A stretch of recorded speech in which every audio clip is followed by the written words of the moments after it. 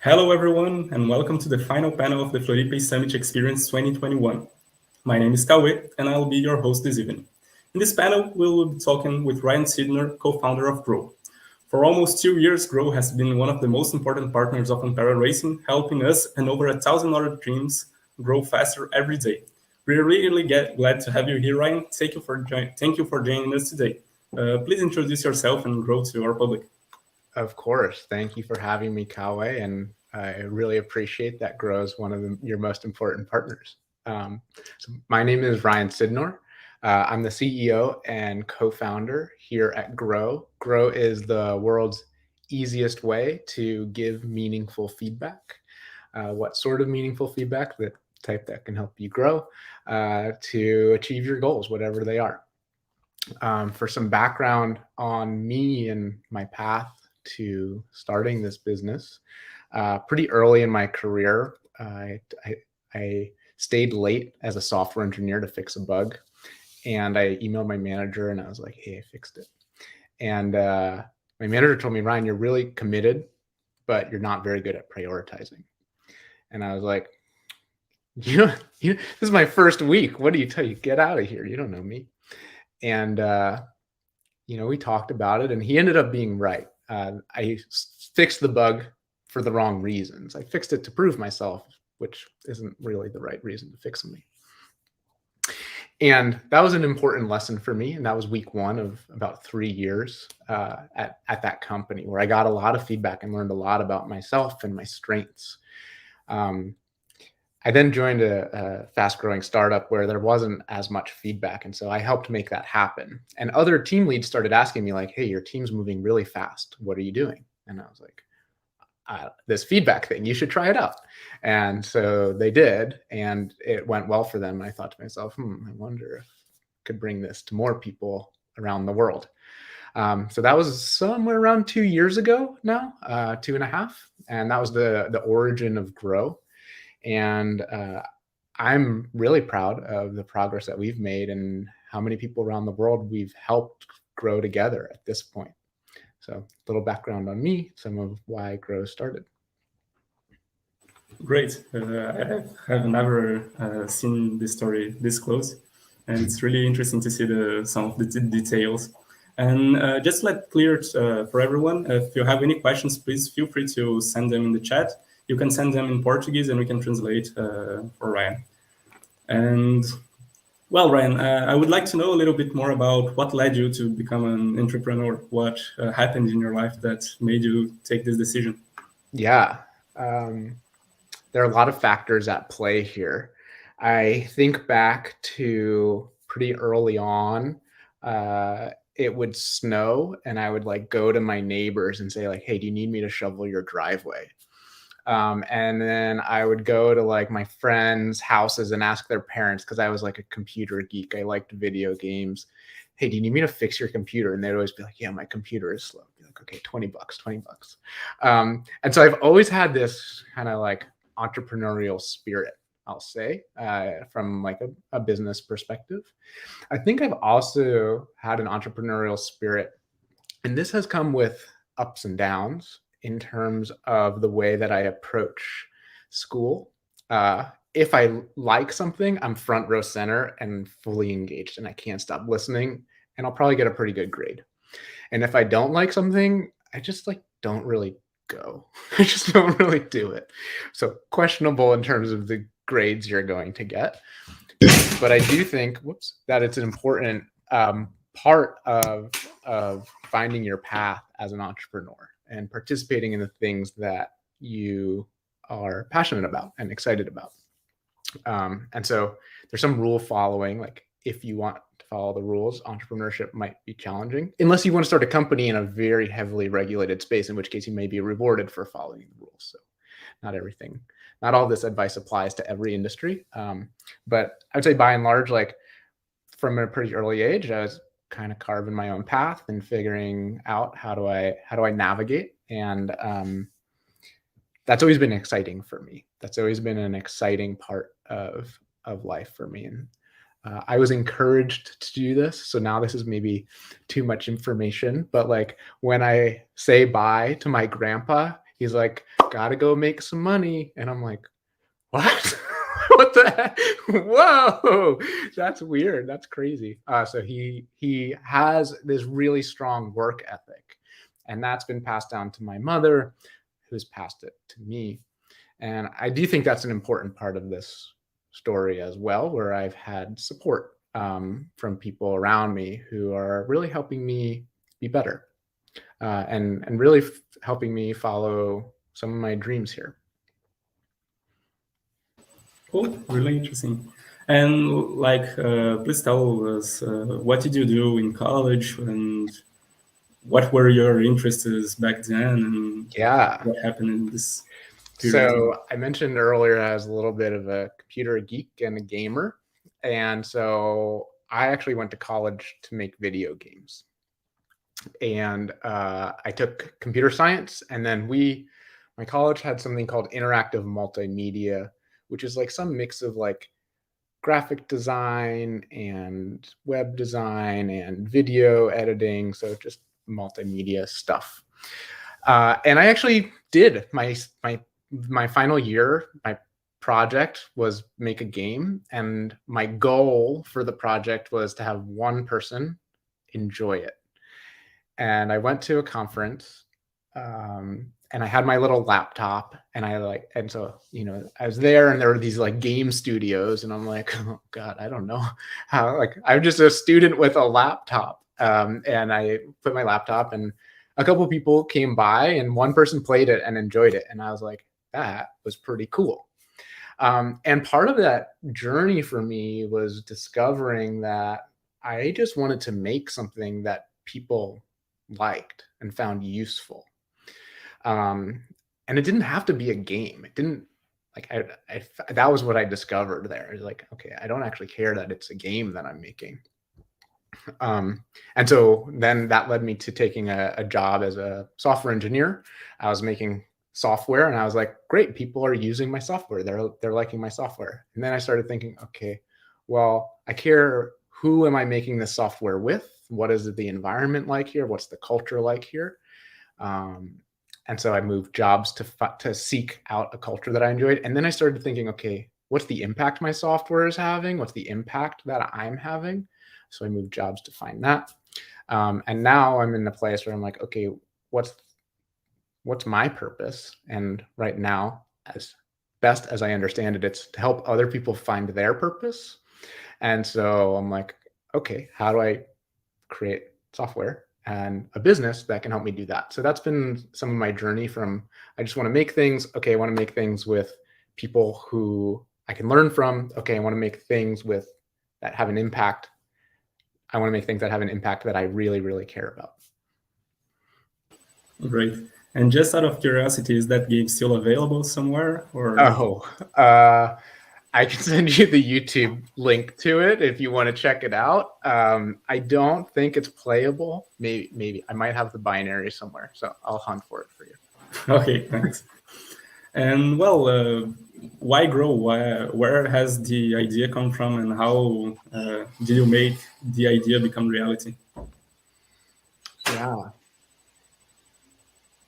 So the idea originated really some of that story that I was telling you earlier, where I got some really meaningful feedback about something that was thematic for me my entire life, and thought to myself, oh, well, this is like holding me back from achieving my goals. Let me do something about it. I'm so grateful to the person who shared this with me. This wasn't easy for them, I'm sure, to share. It wasn't easy for me to hear, but it was really meaningful and really impactful.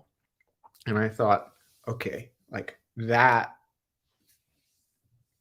atomic thing, like that thing helped me build a relationship, helped me understand myself, helped me grow to, like, it's incredible. What if more people could try that? And then when I went to an environment that didn't have it, I felt even more strongly, oh, I'm missing something. Like, I almost felt like I'm in pain. Like, where is this thing? I need it. And so when I brought that back, so my first job, I learned about the power of feedback. The next job, I brought the power of feedback, and it was reasonably well received. And I thought to myself, okay, let's scale this thing. So that's a bit of the origin, but it really started with a pain point that I was feeling. And as far as I know, it was something that you built during college, right? It was something. Yes. So some more context here. I, as a person with a background in computer science, I didn't know anything about business. And so I was like, hey, other people like this feedback thing, and I have no idea how to build a bit. Like, what does that even mean? I can build software, but how does that mean this is a business? So I actually went back to school for business. And interestingly enough, the first couple of weeks, there was a class about the importance of feedback in leadership. But a lot of the students were scared to do it with each other because there was no structure. It was like, you should do this. And then everybody was like, okay, but how and when and where? And I was like, oh, I've seen this problem before.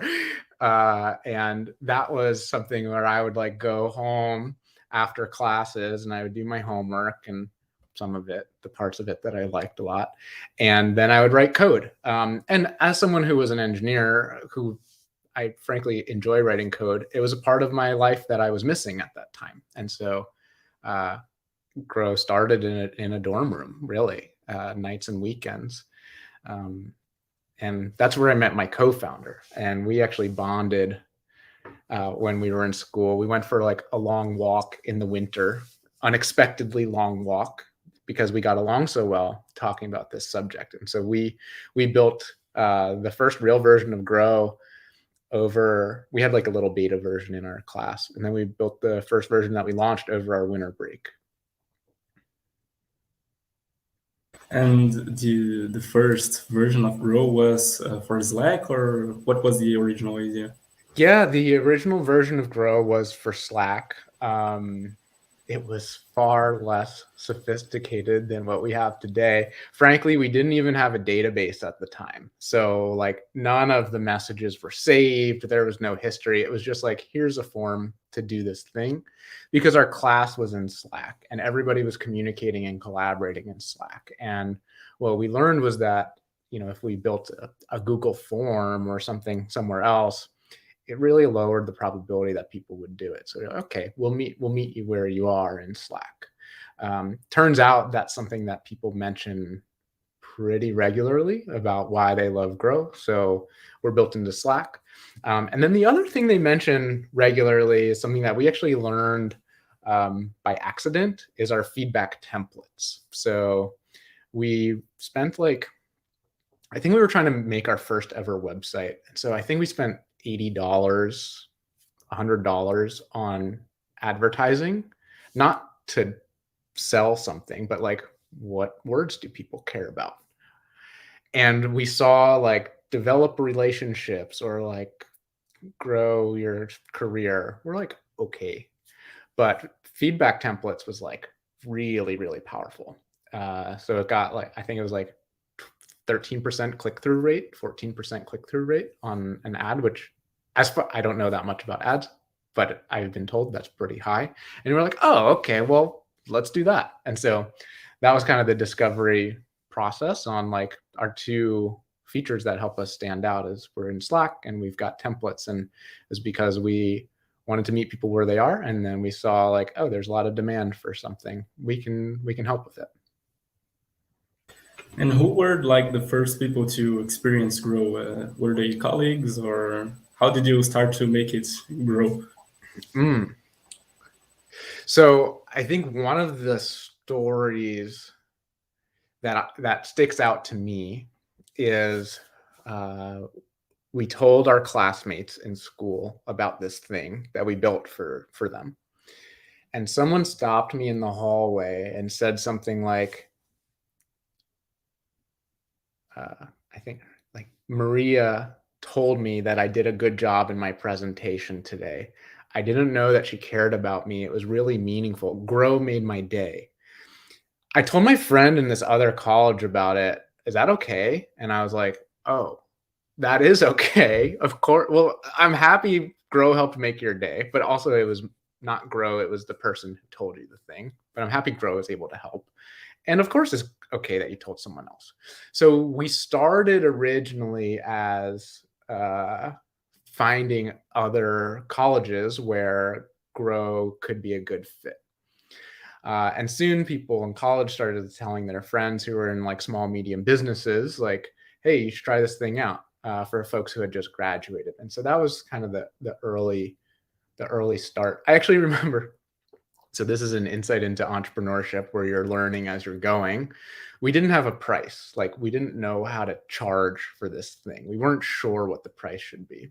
And one of the first, in so many words, somebody said, how much does this cost? And I was like, no one's ever asked me this question yet. I don't know. I was like, how much do you think it costs? I think that was my answer, which is like it's an okay answer. It's not bad. It's not certainly not great. I should have asked a lot of other people that question before I got into this conversation. Would have been the good thing to do.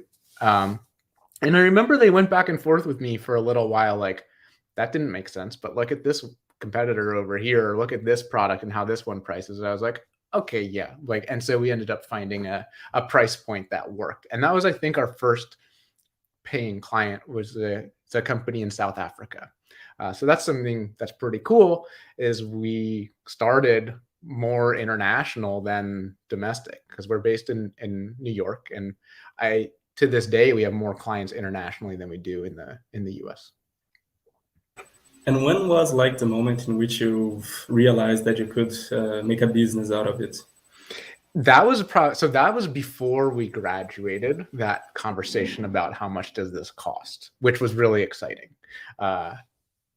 The program that both my co-founder and I went through heavily supports entrepreneurship. So much so that they have a pitch competition at the end of it that they will fund a couple of companies. So I think something like 100 entered and 3 got funded, I think. And so we were the number 1 company. And that wasn't so surprising given the maturity of some of the businesses. A lot of them looked like student projects that were like, and we'll do a business one day. And we were like, we have this person in South Africa who's paying us. Everybody was like, wait, what? How did you do that? And it was through, we found them, or they found us through the Slack app directory is where they found us. And we wouldn't have been there if people on our campus didn't tell their friends, who told people in businesses who couldn't get Grow unless we were distributed through the app directory. Nice. We have a question from the chat here. Okay. What are Grow's main goals as a company, and how far do you think you are from achieving it? This is a good question. Thank you, Pedro. So part of the,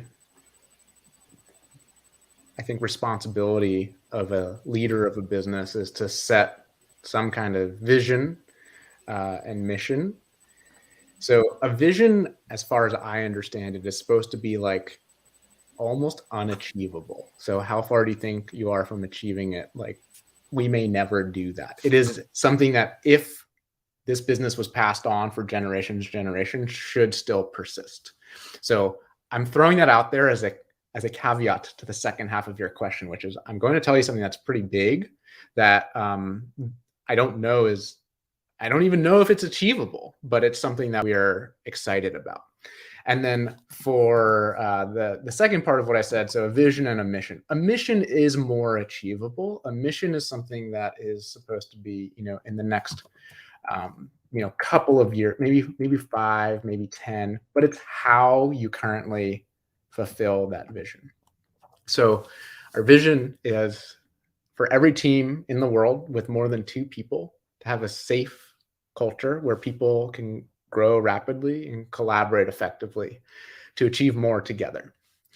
And some of those words, like feeling safe or growing rapidly, collaborating effectively, like there is no achieve in that. Like it's not like you ever get there. Like you can collaborate more effectively, you can grow more rapidly. And so that's the part where I'm like, I don't know, we're helping some teams in the world do that. People definitely tell us that they build relationships and trust through grow, that they're growing together. So on a small scale, we're starting to do that. But for every team of 2 in the world or bigger, yeah, we're pretty far away from that. And then our mission is to help people overcome the barriers to understanding and sharing their thoughts and feelings. And the reason we want to do that is to help match them with projects, roles, and teams where they'll be a perfect fit. So that's a pretty long sentence. And to me, that can be summarized as like, if I know what I like and what I'm good at, and I can find the opportunity to do that every day, that would be a big win for me in life. And if I can help other people do that, that's pretty cool. If you can wake up in the morning and say, I'm excited today, we're doing something important. Great. It's really something inspirational, you know. And we have another question, which is, I'm not sure if you're allowed to tell us this, but which are some of the biggest clients from Grow? We've got a little testimonial section on our website. You could check that out. We've got a couple of case studies in there. There are a number of very large, well-known businesses that are excited about what we're doing. And I'll leave it there and maybe throw out our website in the comments section. Okay. Well, so getting back to the history of Grow, what happened after you had you understood that, okay, we can make a business out of it? What were your next steps, and how did you deal with that perception? Just so I understand the last part, when you've realized that, okay, I can make a business out of it, this is going to be my enterprise. What was the feeling? What did you do? So that's extremely exciting and extremely scary, because you're going into the world to try something new. New is hard and new is scary. Change is hard and change is scary. And this is my current view here. So I don't know that this is always going to be true, but I am driven by really helping people, right? Helping people discover what they like, what they care about, what they're good at. And so for certain folks in the population, I'm very well received, right? If I'm sick and I come to you and say, hey, I'd like to help you, that's pretty cool. But then there's a lot of other people that you need to get on board when you're starting a business, right? Like you need to recruit people. You maybe need to get investors on board because you need money to survive. You need, even if I say I can help you, you need to justify to maybe your boss or some other people in the company, well, I'm going to spend money on this, right?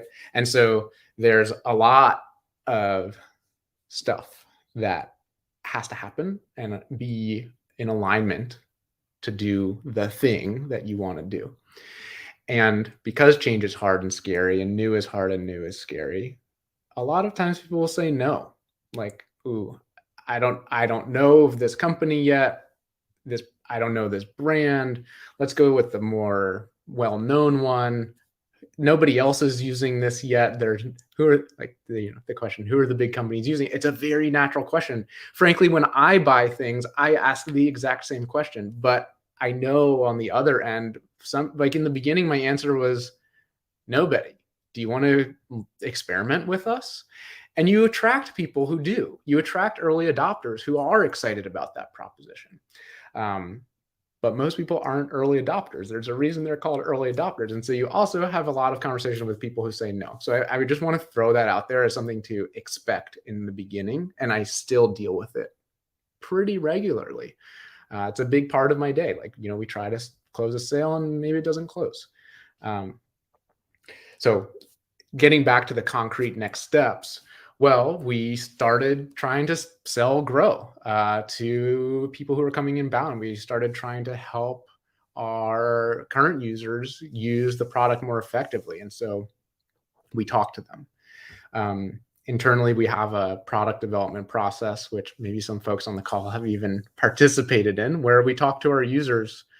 We talk to something like 5 a week, maybe 5 every other week, something like that. Just to understand, hey, how's it going? What are the problems you're facing? Is there anything we can do to help? And, one of the things I mentioned as our description, the world's easiest way to give meaningful feedback. I do think from what we hear from our users is like, we're doing that. We're doing that wholeheartedly. There are other platforms where you can give feedback, but we are easier and we tend to be more meaningful. And so I think focus is another area here where we stayed pretty focused on solving this problem really, really well, despite hearing from people no or not right now. It's like, okay, well, we'll find people who do care about this. So I think that's probably my best description of what came next, of like, okay, we have conviction in this idea. Let's go find people who are excited about it. And in order to do that, we have to talk to a lot of people who aren't. So maybe talk to a lot of people is the conclusion there. Yeah. And like nowadays, Grow is well established and a lot of people use it, a lot of teams use it, but it was not always like that. When was the time that you realized, okay, we are finally stable, we are going to survive this market? It's working out. I don't know if that ever happens. So I don't feel that way now, for what it's worth. And I've talked to other founders who are much further along in their journey.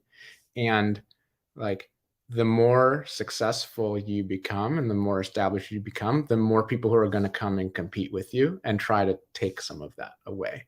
And so I don't know if this ever happens. And like I think part of my job so there's an expression that leaders should work on the company instead of in the company. And so I'm recently transitioning more into that role on our team because I was a software engineer. I helped write a lot of the code, but now we've raised some money. We've been able to hire some people. And so now I'm thinking more about, okay, I need to work on the business. Well, what does that mean?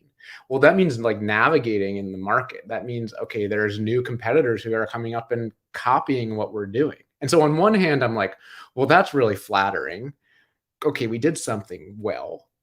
But on the other hand, I'm like, okay, well, we need to keep moving. We need to figure out what comes next. And so, when you felt stable, well, I know very clearly in my head, this is how much money we make, this is how much money we have, this is how much money we spend, like all of that stuff. But yeah, stability is, I don't think, part of this job description. Interesting. At some point you had to start creating a team to work with you and to achieve Grow's goals. Of course. How did that work out, and like how many members you had at the beginning and how many employees you have now? Yeah. So this is part of the talk to people advice. By the way, Y Combinator has something that they call Startup School, that if anybody's considering starting a company, I'd recommend checking that out. They give you a lot of structure, and one of their key KPIs is like, how many people did you talk to this week? Of course, then you start leveling up into like, okay, how many users did you have and how much money did you make? But the first one is how many people did you talk to? And they give you some good structure there. So if you're looking for some help and you're like, hey, I want to do this, I'd recommend checking that out. It's called Startup School. Anyway, coming back to the team members question. So went out into the world and basically said, hey, here's what we're up to. Is anyone interested in helping? And now we didn't ask like everyone. We looked at, okay, my co-founder and I, what are our strengths and where do we need help? And the big thing that jumped out to us at first was design. I am an engineer. My co-founder is an engineer. And our first product, and frankly, still sometimes, because we are a design heavy team, it looks like it was designed by engineers. And like, we're doing our best, and we now have a designer. But you can tell when it's a designer. And so that was one of our first ever hires. Then we looked at our skill set again, and we said, okay, well, what are we struggling with? And my co-founder tends to be pretty introverted, and I will be outspoken on a call like this, but I tend to shy away from being in the spotlight on social media. Like, I want our company and brand to be successful first, and then maybe if someone knows that I exist, I'd be okay with it. But I don't want it to be the other way around. I don't want it to be, oh, Ryan Sydnor, oh yeah, he does that thing. I have no interest in that. And so how do we attract somebody who can help us build the brand of Grow? And so we're like, okay, this is not natural for my co-founder and I. So let's find somebody who feels like they need to have a megaphone out telling everybody in the world, come check this thing out right now. Somebody who just does that naturally. And so the way that I think about this is like, okay, what are my strengths? What are my skills? What work am I energized by? Let me do those things. And then let me find people who have that same mix for things that I'm depleted by. So me going out and marketing is something that's pretty depleting to me, frankly. It's just not natural. It's just not how I move through the world. And so we went through that process a couple of times, and now we've got some more folks on the team who have helped us identify through Grow our strengths and weaknesses.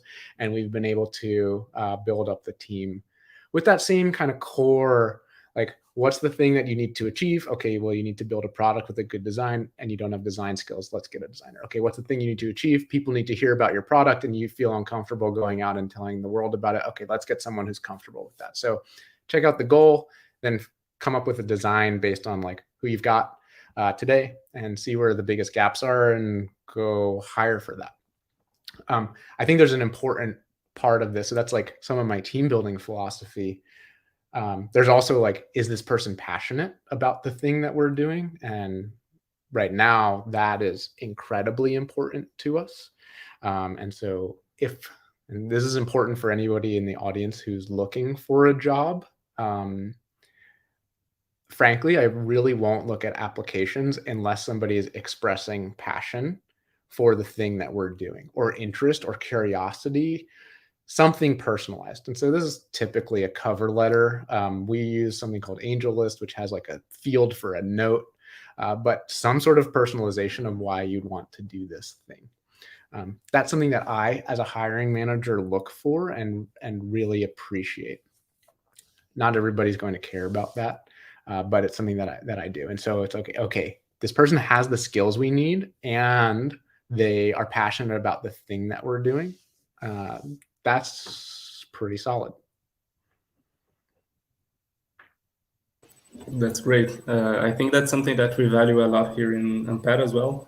Everybody that works here with us, it's like really passionate about everything we do, and it makes a lot of difference for the team. And you've talked a little bit about not being the person that wants to do the marketing, etc. And we have a question related to that, which is from Gustavo Crema. How does Grow approach new companies, and how they see the idea? Yeah, this is something that we're still learning about. We've been incredibly lucky that we found a really solid distribution channel in Slack. And then we did a really good job making our app. And we used a lot of Slack's newest features. And so Slack was like, hey, other apps, look at this app. They're doing really good. Do things like them. And then Slack started promoting us. And then and I didn't know this was a user behavior, but I found out. So I was bored, and I was just browsing on the Slack app directory, and I clicked on, top apps. And that's been a pretty good channel for us, especially when we are early.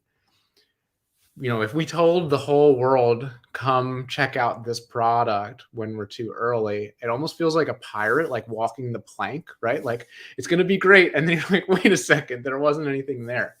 And so that early kind of like drip of new users from the Slack app directory through them promoting us has been, I feel so lucky. Like I don't know how I can give advice to even replicate that. Like look for a nascent distribution channel and try to be early. I mean, that's a hard piece of advice to follow. So I feel lucky there. Some of that started to snowball where, that early story of someone saying, hey, I told my friend about Grow. Well, that kept happening. So we would get people who were excited about Grow. They would tell their, like significant other. I think this is an example where like wife told her husband, hey, we use this thing in my office. Your company could use it too. As an example of how we started spreading some of that viral and word of mouth. We're just now starting to get into more traditional marketing where we're going to have, content and SEO and advertising and all of that stuff as we have more confidence in our kind of like core business, and we're scaling at this point through those channels. Did that answer the question? Yeah, perfectly. And I gotta admit that when I first found out about Grow, it was through the Slack app directory, and it was the Talks apps, and it was exactly what you just told us. Yep. I've heard the story. And another question from Luisa Marques. Does Grow also have challenges in incorporating the feedback culture with its employees? Yeah, so informally at first and formally soon. So we've got a little mechanism, and so maybe I know, Kawe, you've got some questions about sustainability later. So maybe I'm gonna get there now. In Grow, we recognize that feedback can be hard for a lot of reasons. So it takes time, it takes energy. There's like a social pressure. Like if I tell you something that's hard to hear, will you be okay? Will I be okay? Will we be okay? So there's a lot of challenges in feedback. And then when you get feedback, you're like, what do I do? And we recognize that. And one of the things that we try to do and Grow to bring a little bit more instant gratification into the process is represent your relationship with a tree. And if I give Cowway feedback, our tree grows a little bit, and he replies to me, it grows a little bit more, and then he gives me some feedback, and then our tree is planted in real life. And so this mechanic has been really exciting for a lot of our users, especially people who like sustainability, like I'm assuming most of the people on this call. And they'll come up with these challenges like, let's plant 100 trees this month. And so that's been a really fun way to reward people for embodying a growth mindset is really what it comes down to at the end of the day, right? Like people are growing together, and that's something that should be celebrated because it's not easy. And that's where we started with some of our challenges. We've got some more on the roadmap, but I won't go into too much detail there. And out of curiosity, you have a ranking of the best companies the companies that most use Grow. How is Grow ranked in this ranking? Oh, honestly, not super well because we don't have that many people. So we're like competing against companies with thousands of people. So I don't know it off the top of my head actually. I think we're in like the top 25% or something, but that's great. Yeah, I mean we use Grow a lot with each other. We all do feedback Fridays, and we have like a demo and retro, and feedback feeds into it, and so we use it a lot with each other. But a team of 10 can't compete with a couple thousand. Fair enough. And when did you start the idea of mixing grow and sustainability? And did it start with the idea of the trees being planted, or how did it start? So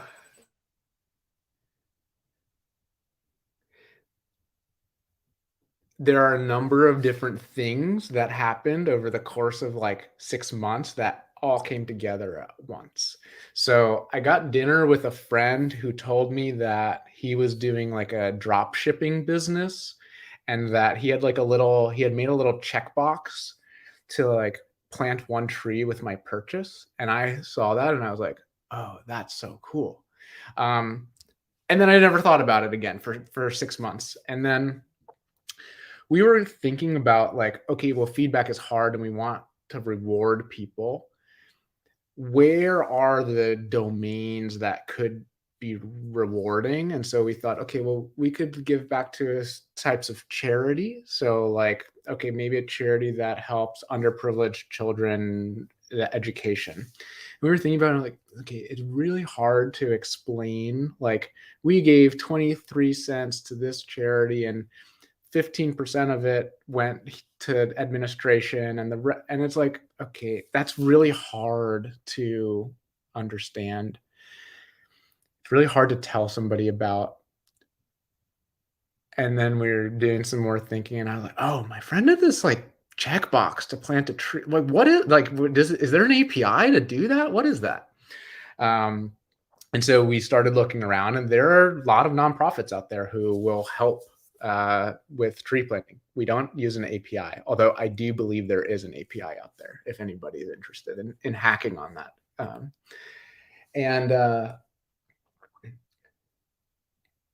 I think we put it on the back burner for a little bit. We were like, okay, no, we've got to do, I don't remember what it was. We've got to do something else first. Feedback templates or some other feature came up.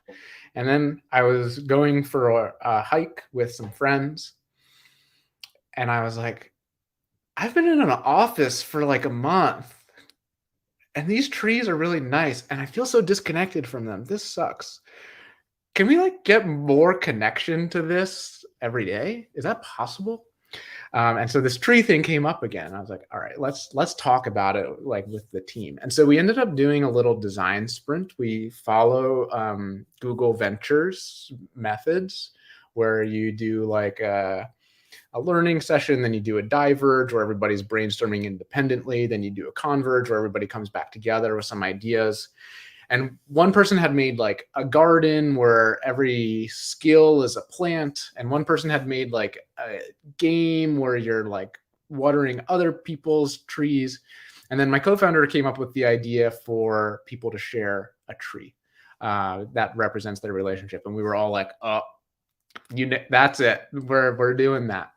So that was the origin. But it was like, yeah, over the course of a number of months where we were just kind of like tossing around, okay, we need a little bit more fun in the product, but we don't know what to do. And that came out a little whiles later. And what was the reception of the companies like? Did everybody instantly fall in love with it, or?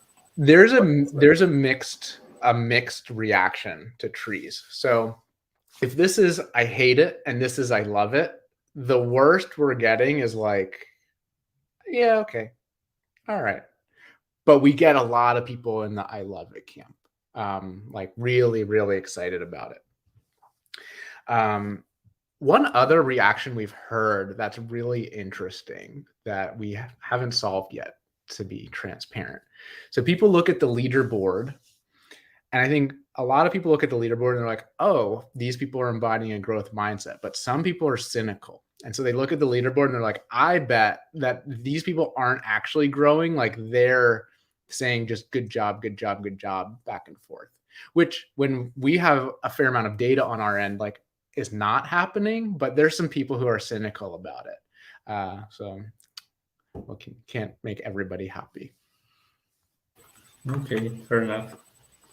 And well, another question from Luisa Marques. What are the main challenges an organization normally face when trying to incorporate growth in its organizational culture? This is a big question. So I'll say that we have had top-down rollouts where like leadership or management says, hey, this is what we're going to do. They're not unsuccessful, but people are sometimes begrudgingly like, oh, okay, sure, I'll do this other thing. And then we've had bottoms up. So like an intern, for example, will say, hey, let's do this. That one also tends to struggle because if leadership doesn't buy in, this is a good way to spend our time, then we'll struggle. And so we've actually found a lot of success with like a middle out kind of view. So like a manager will start using Grow with their team, and the manager will be able to say, look at this success story. Hey, leadership, you should check this out. And then someone on the leadership team will, oh, I'd like to do that too. Or I know why this is important. Let me start using this with my department or my part of the organization.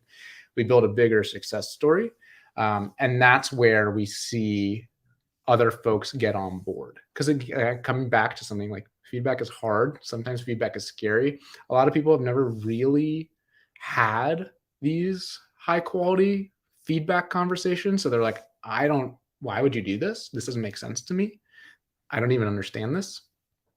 And so we often need people to model success. So like, hey, I got some feedback. This is what I learned. This is what I did about it. And here was the outcome because I did something. Like, please keep it coming. That goes a really long way.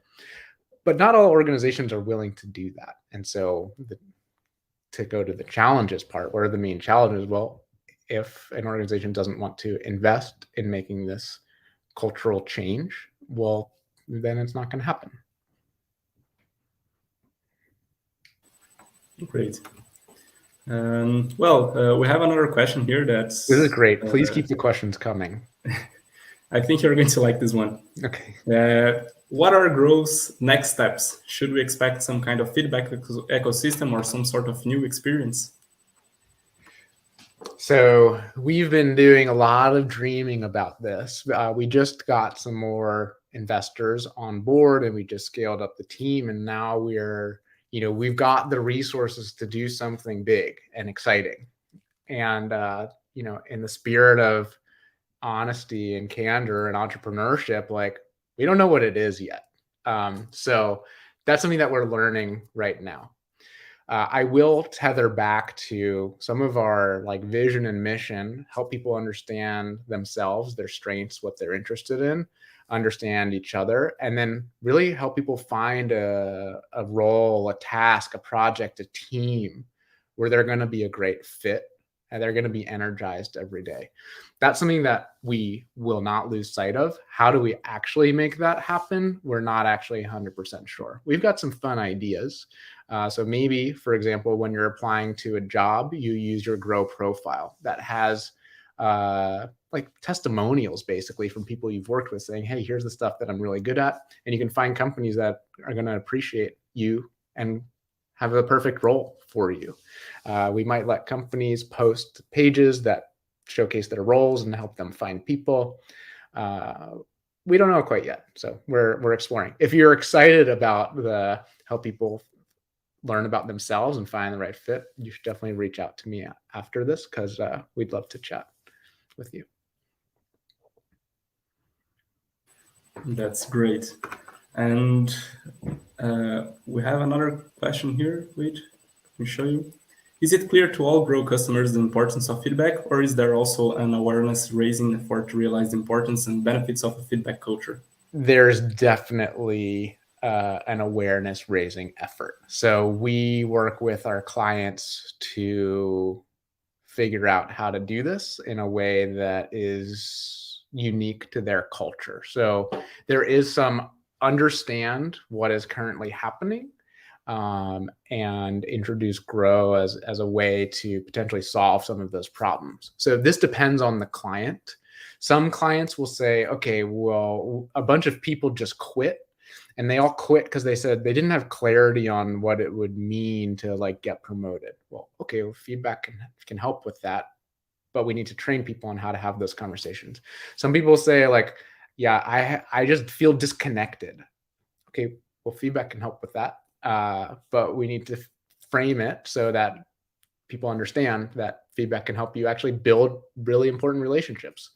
And so, yeah, there's definitely an awareness raising effort. It's something that we are continuously working on. We've tried to embed a fair amount of it in our product, but I think different people learn differently. So if you learn by doing, just by using Grow, you'll, I think, start to get it.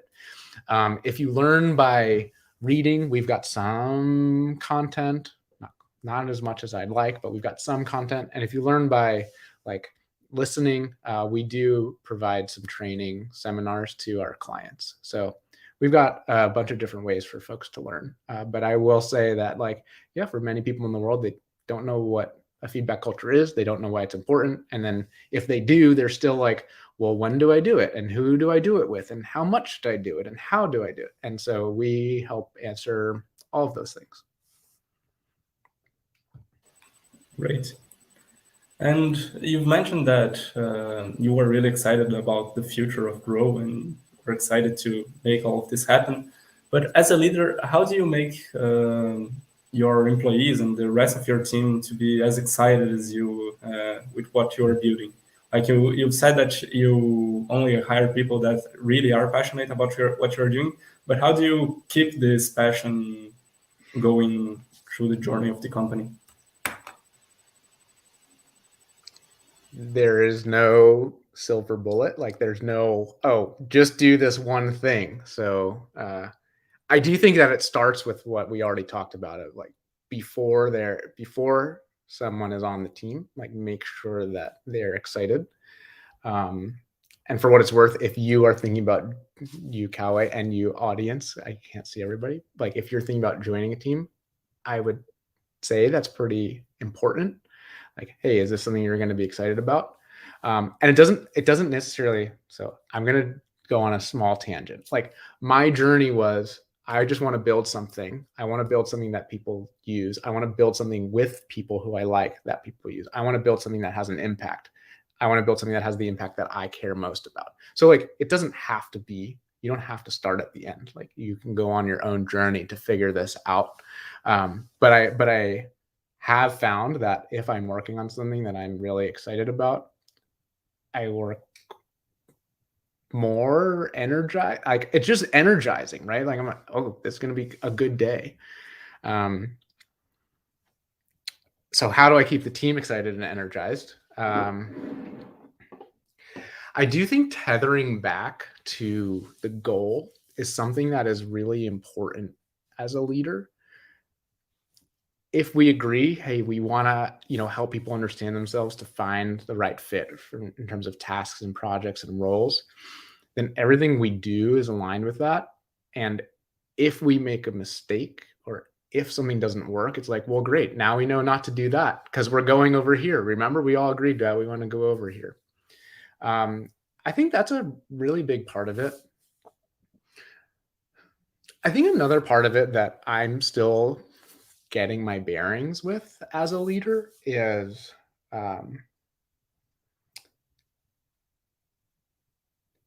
related to vulnerability. So, for example, yesterday, actually, I took a mental health day and I was like, you know what? I woke up, I wasn't feeling good. It's not happening today. Just is not going to happen today.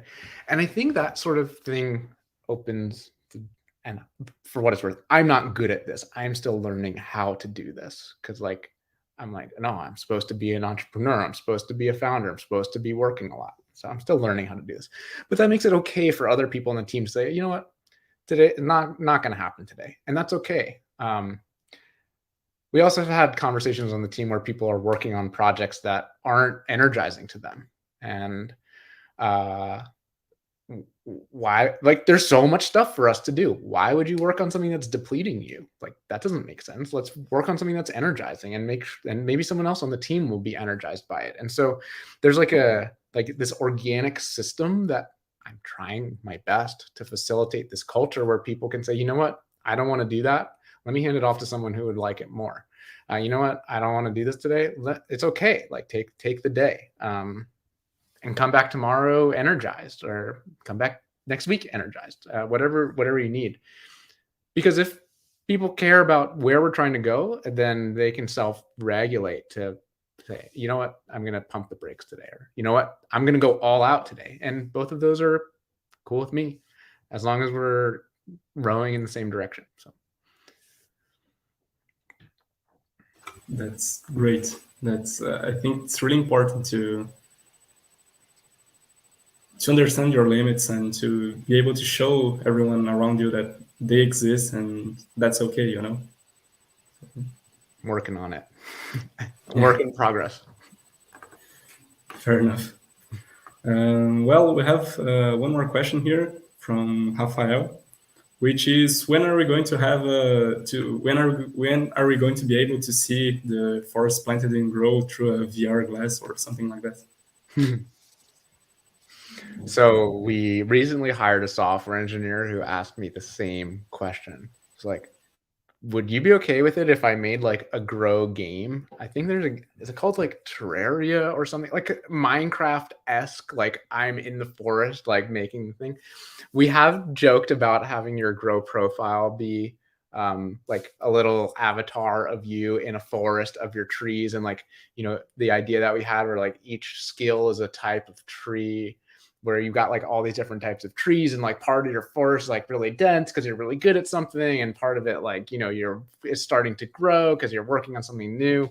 We've definitely played around with a lot of these ideas. Frankly, they're pretty far away from happening. Like, we're just having fun talking about them. As of right now, we haven't started any actual work on them quite yet. Fair enough. Well, we are getting to the end of our live stream. I would like first to thank everyone who's watching, and wanted to thank you, Ryan, for joining us, and wanted to ask if you have anything else that you would like to say.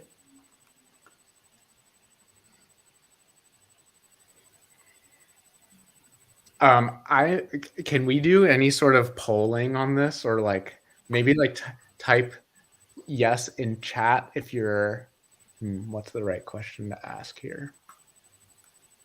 If you are considering entrepreneurship, yes. And like yes with lots of exclamations if you're like, oh, this is really, now I'm really excited about it. Is that something that we can do? I don't know. We can surely try. So everyone who is interested in entrepreneurship, please type a yes in chat, and who really loved it, please type a yes with a lot of exclamation points or something like this. There is kind of a delay, so maybe I don't know how long it takes to everybody see what we're saying, so maybe it will take some time. But just a second. Sorry for that. It was my alarm. Oh, we are getting some yeses. Some yeses. So for everybody who is interested in the journey,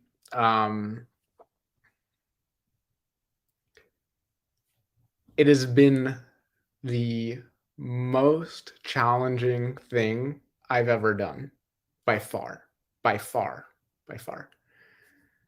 And it's also the most rewarding thing I've ever done.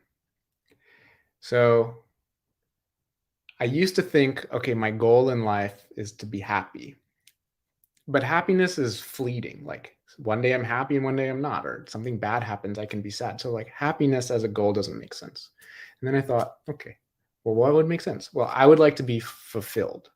That's what I would like to be. So I can be unhappy and fulfilled. I could be happy. I can be whatever emotion, but fulfilled is a little more constant.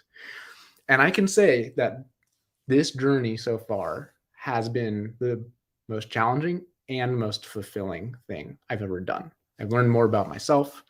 I've learned more about others. I've connected with people in Brazil and South Africa and Australia, India, who I never would have met otherwise. Met some really cool investors and advisors along the way. People who I never would have had the chance to talk to. And like one time I was like, oh, I'm having a rough day. I'm having like a really busy day. And the person I was talking to was like, yeah, me too. And I found out later that he was on CNBC that morning doing an interview on TV. And I was like, oh, we have different definitions of a stressful morning. Like that would have never happened if I didn't try. So for all of the folks who said yes, especially those with lots of exclamation points, I'd strongly encourage you to try. It's going to be hard. You might fail, but that's okay because you'll learn a lot along the way. That's awesome. Thank you, Ryan. Thank you, really. And well, thank you everyone who participated here today, and thank you for everyone who's seen the other panels of Floripa E-Summit. It was a great experience being here with you, Ryan, and with everyone else in all the panels. And we really hope to see you next year. See you soon.